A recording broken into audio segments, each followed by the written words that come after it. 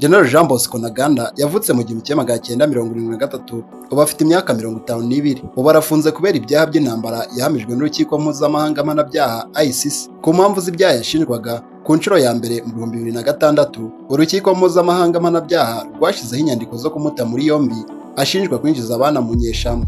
Yaje korohereza urukiko rw'i Hague mu Buholandi mu 2013, amaze gusumbizwa mu ntambara akabura amajyo, akaza mu Rwanda akajya muri ambasade ya Amerika. Amakuru yavuze ko kwishikiriza ubutabera yabitewe no gutsindwa ku ruhande rwe mu makimbirane yari amaze gucamo kabiri umutwe wa M23 muri Gicurasi 2012. Ku byaha yashinjwaga hiyongereyeho gufata ku ngufu, ubwicanyi, kugirira nabi abasivile kubera ubwoko bwabo. Ibi bijyana n'ibyarezwe uwari umuyobozi we Thomas Rubanga, umuntu wa mbere wahamijwe ibyaha n'uru rukiko amezi abiri imbere y'icyo gihe. Mu 2019, Ntaganda yakatiwe gufunga imyaka 30 n'urukiko rwa ICC kubera ibyaha 18 by'intambara yahamijwe yakoze hagati y'ibihumbi 2002 na 2003. Yahamijwe ibyaha by'intambara birimo gufata ku ngufu, ubwicanyi n'ibindi byakorewe muri Repubulika ya Demokarasi ya Kongo ubwo yari umuyobozi w'umutwe w'inyeshyamba wa UPC. Ibi nibyo byabayeho mu myaka myinshi mu gihe Perezida Joseph Kabila yari yaranze kumufata ngo kugira ngo amahoro ahinde muri Repubulika ya Demokarasi ya Kongo nk'uko yabivugaga. Iwabo bahungiye ingungu muri Repubulika ya Demokarasi ya Kongo kubera amateka mabi y'ivangura byakorerwaga Abatutsi mu Rwanda.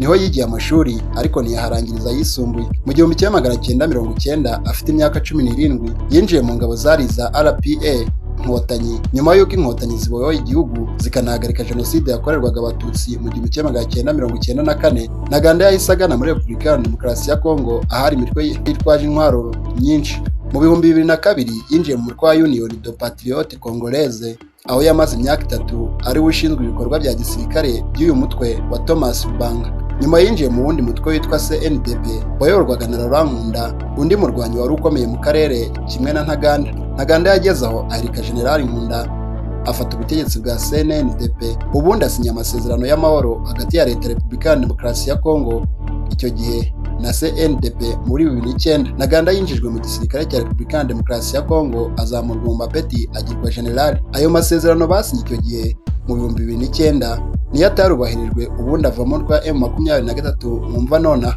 Yakoreraga i Goma aho yarayoboye abasirikare barenga 5,000, benshi muri bo bahoze ari inyeshyamba bakomeje n'ubundi kuba abantu be. Mu kwezi kwa kane 2012, yivanye mu gisirikare cya Repubulika ya Demokarasi ya Kongo, ava mu mujyi wa Goma atwara abasirikare barenga 600 bafite intwaro nyinshi. Kabila yahise avuga ko bamufata, gusa avuga ko batazamushyikiriza ICC yamushakaga. Mu mpera z'uwo mwaka umutwe wa M23